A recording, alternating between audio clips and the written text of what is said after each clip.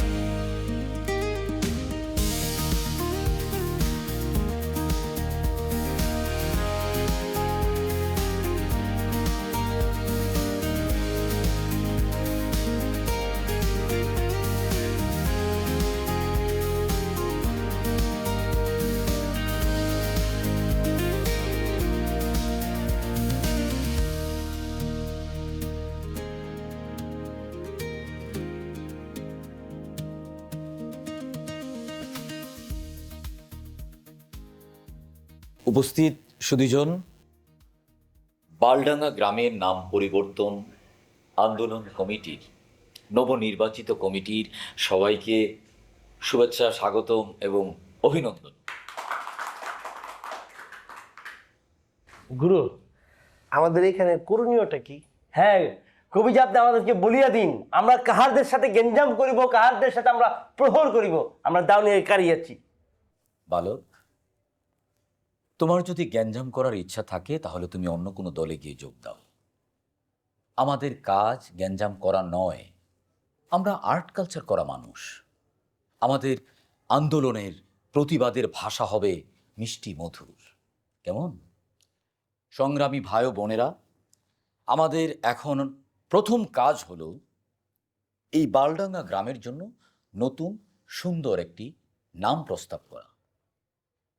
আমাদের দ্বিতীয় প্রথম কাজ হলো বালডাঙ্গা গ্রামের নাম পরিবর্তনের জন্য উদ্যোগ নেওয়া।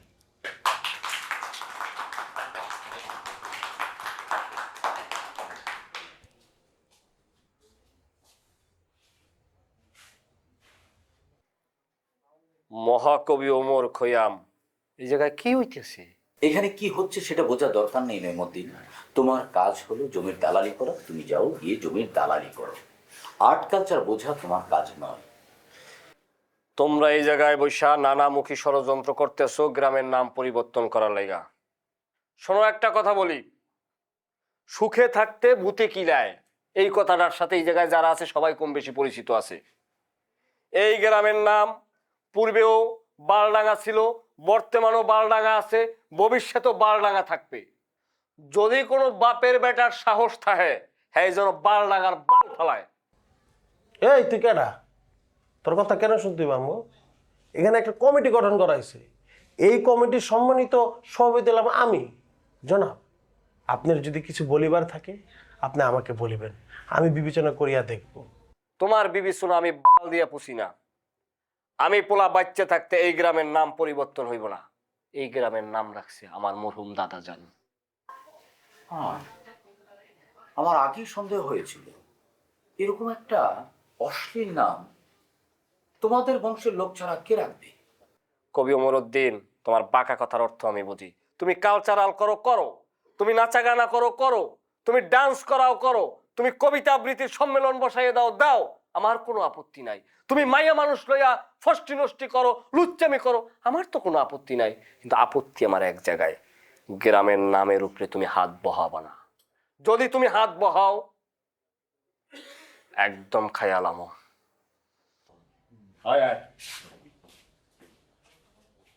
গুরু, আমার মনে হয় কি আমরা এই সব কিছু বাদ দিই, অন্য কিছু করি। তোর যদি এতই ভয় লাগে তাহলে কি নৈমুদ্দিনে তুলে তোকে আর্ট কালচার হবে কি জমি দালালি। আরে বেড়া, নৈমুদ্দিনে দেখছোস কোনোদিন বেড়া কাঁচা লাপোকা মারতে? ওই ক্ষমতা আছে আগে তো খালি চাপাবাজি করা। আচ্ছা যদি আর্ট কালচার না করতাম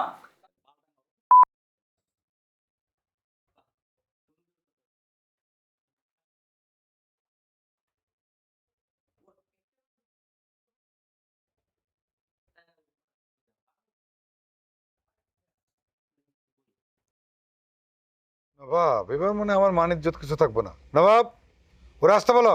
এই কবি ভাই, বস কথা বলবে, এদিকে আসেন। নবাব, তোমার বসকে বলো যা বলার তাড়াতাড়ি বলতে, কারণ আমি ব্যস্ত আছি, আমার অনেক কাজ। নবাব, ওরে বলো গ্রামের নাম নিয়ে যে ফাইজলামি শুরু করছে এটা বন্ধ করতে। ইলেকশনের আগে আমি আক্তার মাতব্বরের সাথে কোনো রকম আজাই রেখা চাইলে যেতে চাই না। এখন যদি একটা গ্যাঞ্জাম লাগে তাহলে তো ওদের লাভ, আমাদের লস।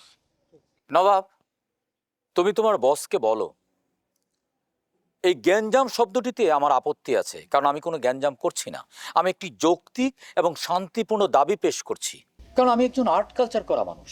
বালডাঙ্গা শব্দটি আমার মুখে আনতেও কষ্ট হয়। আমি যা করছি এই গ্রামের জন্য করছি, এই গ্রামের মানুষের জন্য করছি, যাতে আমাদের পরবর্তী প্রজন্ম জন্ম নেওয়ার আগে আমরা একটা সুন্দর নাম ঠিক করে রেখে যেতে পারি। তুমি আসছো অমর? জি ভাবি। আমি কতবার তোমারে ফোন করছি, শাহানা তোমার জন্য হাঁসের মাংস রান্না করে পাঠাইছে। 2-3 বার ফোন করে খবর নিছে তুমি খাইছো কিনা। যাও তাড়াতাড়ি হাত মুখ ধুয়ে আসো, খাবা। বাহ, আমার বাসা তো নয়, যেন 5 স্টার হোটেল। তোমরা ওনার জন্য রান্না করবা, উনি ভিআইপি, আসবেন, খাবেন, দাঁত খিলাল করবেন, তারপরে রান্নার প্রশংসা করবেন। বা চমৎকার, কি কপাল আমার। আহা, তুমি এমনি কথা বলতেছো কেন? ভাবি, উনি তো এমন ভাবেই বলবেন, কারণ আমি তো ওনারটাই খাই। ইজ্জত, হ্যাঁ, ইজ্জত এত, তাহলে বাইরে গিয়ে কামাই করে খাইতে বলো 2 দিন, দেখবো দুনিয়াটা কেমন। ভাবি, ভাবি, আমার আর দুনিয়া দেখার দরকার নেই ভাবি। ভাবি, আমি একজন কবি, আমি একজন আর্ট কালচার করা মানুষ, আমার একটা আত্মসম্মান আছে। আমি আত্মসম্মান বিসর্জন দিয়ে ভাবি আমি এখানে থাকতে পারবো না। ভাবি, তুমি আমার ব্যাগ গুছিয়ে দাও, আমি এই মুহূর্তে এক্ষুনি আমি এই বাড়ি থেকে চলে যাব। আহা, ওমর ফালতু কথা বললো না তো। শাহানা মায়াটা কষ্ট পাইবো না তুমি যদি না খাও। হাত মুখ ধুয়ে আসো, যাও। ভাবি, সারা কষ্ট পেলেও আমার কিচ্ছু করার নেই, কারণ আমি আত্মসম্মান বিসর্জন দিয়ে আমি এখানে থাকতে পারবো না। ভাবি, আমি চলে গেলাম, আমি এক কাপড়ে এইভাবে আমি চলে গেলাম। ভাবি, তোমরা ভালো থেকো। আরে আরে, ও তো সত্যি সত্যি চলে যাইতেছে, ওরে ঠেকাও। তোমার দেওরের দৌড় কদ্দূর তুমি জানো না? ও যাইতেছে, যাইতে দাও। ঠিকই বলছেন বস, সে এখন ক্লাব ঘরে গিয়ে চা আর বিস্কুট খাবে। আচ্ছা ভাবি, কবি ভাই তো চলে গেল, শাহানার রান্না করা হাঁসের মাংস কি আছে? থাকলে একটু দেন, আমরা খাইয়ে দেখি টেস্ট হয়েছে কেমন। যদিও জানি শাহানার হাতের রান্না খুবই ভালো, তারপরে দেখতাম আর কি। তুমি এখন ক্লাব ঘরে যাইয়া চা দিয়া ভিজাইয়া বিস্কুট খাবা, হাঁসের মাংস খাইতে হইব না। ফাজিল গুনানকার। নবাব, তোর আক্কেল তো আমার ছোট ভাইয়ের চেয়েও খারাপ রে। সেটা ঠিক। হ্যাঁ, আমার সাথে থাইকাও তুই কখন কোথায় কোন কথা বলতে হবে এখনো শিখলি না। মিষ্টি বেগম, ও মিষ্টি বেগম, খাওয়া লাগাও। মিষ্টি বেগম,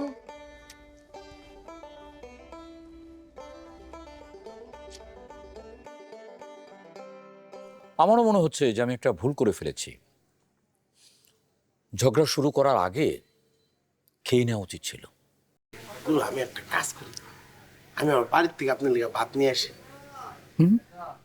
তার দরকার হবে না, এই যে চা বিস্কিট খাচ্ছি মজাই লাগছে, ভাত তো সবসময় খাই। তবে আফসোস কি জানিস জানবো, কি? হাঁসের মাংসটা টেস্ট করা হলো না। শাহানার হাতের রান্না বড়ই চমৎকার। আপনি তাহলে কি সত্যি সত্যি আর বাড়ি যাবেন না? না, এখন থেকে আমি ক্লাব করেই থাকবো। তোকে একটা কথা বলি জাম্বু, একজন কবি, একজন আর্ট কালচার মনা মানুষ আত্মসম্মান বিসর্জন দিয়ে অন্যের সাথে থাকতে পারে না। ঠিক বলছেন, আমার বাড়িতে যে পরিমাণ অপমান করেন, ভালো লাগে না, কষ্ট লাগে। আচ্ছা, অপমান করা ভালো কথা, খাওয়ালে অপমান করার কি আছে? খাওয়ালে অপমান আমি নিতেই পারি না। আমি চিন্তা করতেছি গুরু, আপনার লগে আমি ক্লাব করে আয় করবো, ক্লাব করে আয়া আপনার লগে আমি থাকবো। কিন্তু ক্লাব করে যে আমু গুরু, খামো কি? মানে ক্লাব করে যে আমু খামো কি? আপনার মতন তো চা বিস্কিট খায় আমার শরীর পোষায় না। হ্যাঁ, সেটা অবশ্য একটা সমস্যাই বটে, কিন্তু আমি একটা সিদ্ধান্ত নিয়ে নিয়েছি। কি সিদ্ধান্ত নিয়েছেন? আগামীকাল থেকে তুই আমি দুইজন মিলে গ্রামের নাম পরিবর্তনের জন্য আমার অনশনে চলে যাব। মানে তখন আমার অনশনে চলে যাব, তখন কি খামো আর কি খামো না এটা নিয়ে আর টেনশন করতে হবে না।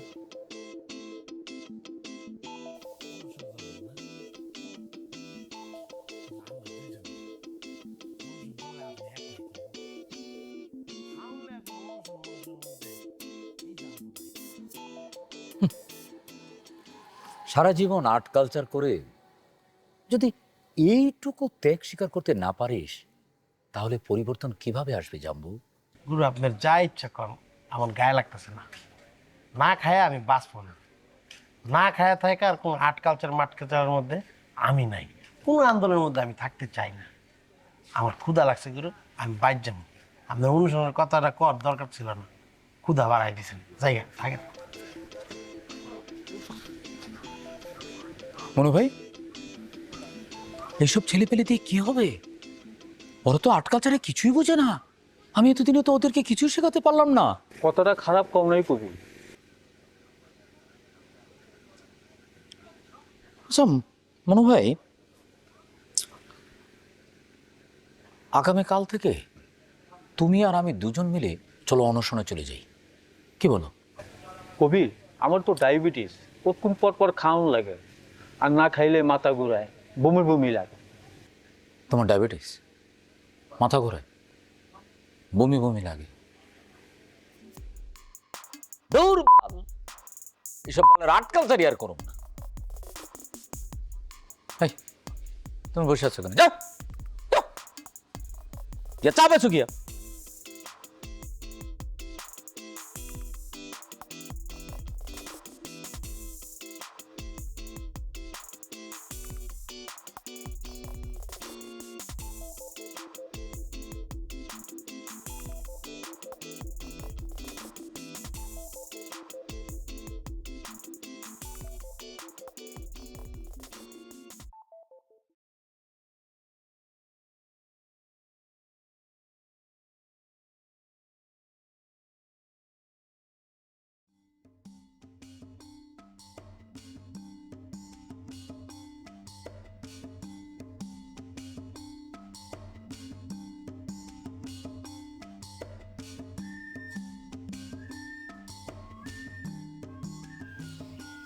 আপনার কি হয়েছে ওমর ভাই?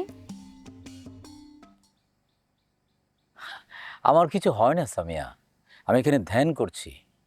ধ্যান আর্ট কালচারের অংশ সামিয়া। তা বুঝলাম, কিন্তু আপনি অনশন করতেছেন কেন? আমি তো ফেসবুকে দেখছি মানুষ প্রেমিক প্রেমিকার বাসার সামনে গিয়ে অনশন করে বিয়ের জন্য। আপনি কার জন্য করতেছেন? আমি কার জন্য করছি? আমি অনশন করছি এই গ্রামের জন্য, এই গ্রামের মানুষের জন্য, তোমাদের জন্য। এই গ্রামের নাম পরিবর্তন না হওয়া পর্যন্ত আমি আমরণ অনশন চালিয়ে যাব সামিয়া। না খেয়ে কয়দিন বাঁচবেন ওমর ভাই যদি মারা যান? বেকুবের মতো কথা বলবে না তুমি। কবিদের মৃত্যু ভয় নেই, কবিদের মৃত্যু ভয় থাকে না। কবিদের যদি মৃত্যু ভয় থাকতো তাহলে এই পৃথিবী অনেক আগেই ধ্বংস হয়ে যেত। আমি কবি, আমার কোনো মৃত্যু ভয় নেই।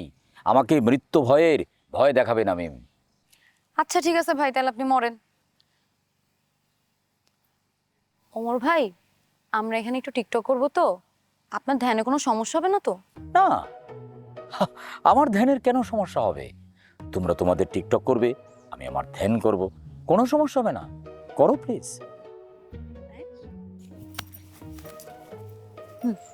ঠিক আছে, ঘুরবো। স্টার্ট।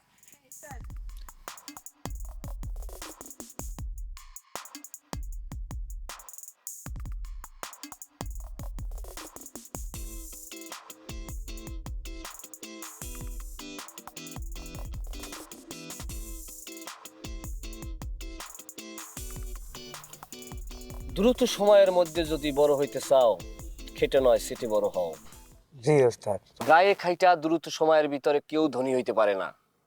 এই যে দেখো অনেক অফিসাররা আছে, অফিসারের কথা বাতি দাও, অনেক অফিস আদালতের পিয়ন আছে, হাজার হাজার কোটি টাকার মালিক হয়ে যায়। যেই টাকা বেতন পায় তা দিয়ে কি সে এত টাকার মালিক হইতে পারে? টাকাটা কি বকা দিয়ে পড়ে? সিস্টেম জানা লাগবো। সিস্টেম জানলে দ্রুত সময়ের ভিতরে মাল কামান যাইব।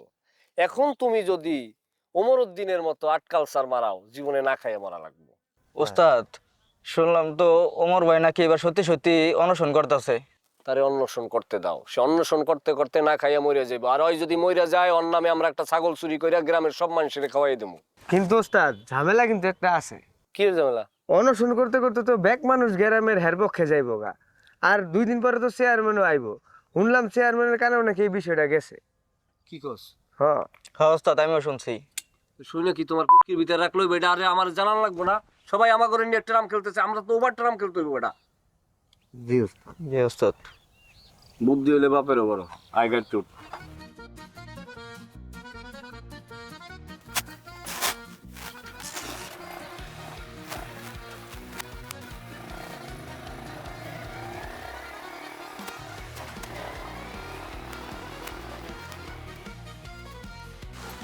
এখন কেমন লাগে? এই ভাই, এই ফালতু লোকজন জানি কোনটা দুপুর হইতে পারে না, এখন তোমার অটো চার্জ হয়ে গেছে, কোন পাল্লাই রাস্তা নামছো ভাই? কে জানি কালকে রাত্রে কারেন্ট তার ডাকাইটা দিচ্ছে সত্রামি করে, এই জন্য ভাই আমি অটো চার্জ দিতে পারি নাই ভাই। বালডাঙ্গা গ্রামে অটো চালাবার চার্জ থাকবে না, ফালতু লোকজন জানি কথা। তোমার লাইসেন্স বাতিল করবো তো মানুষের মেম্বারে বললিয়া। কিরে সলিমুল্লাহ, কি যে তোর তুই চিল্লাইতেছিস কে? জাম্বু কেমন আছে ভাই?